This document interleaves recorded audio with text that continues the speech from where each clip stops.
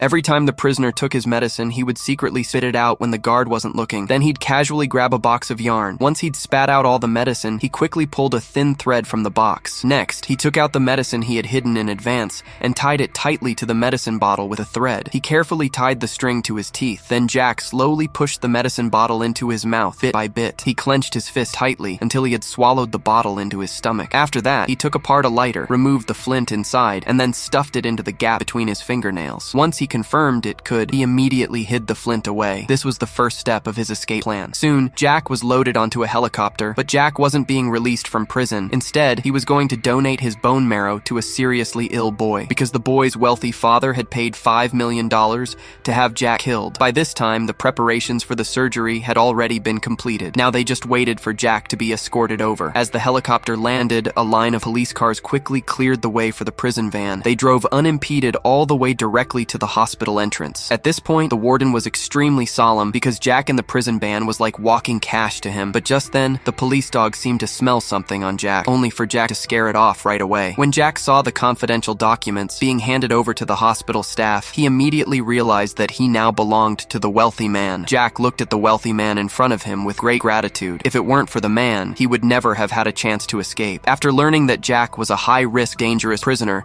the doctors could only carefully lift Jack onto the hospital bed without removing his handcuffs. When the doctor responded to Jack's praise, she decided to help him take off the handcuffs. That was when Jack bit open the medicine bottle he had swallowed earlier, because Jack knew that the doctor was about to anesthetize him, so he got ready immediately. The nurse hurried to inject the anesthetic into Jack. After the injection was done, Jack closed his eyes on the other side. The boy was waiting for the bone marrow transplant. While the nurse thought Jack would soon lose consciousness, little did she know that Jack wasn't passing out at all.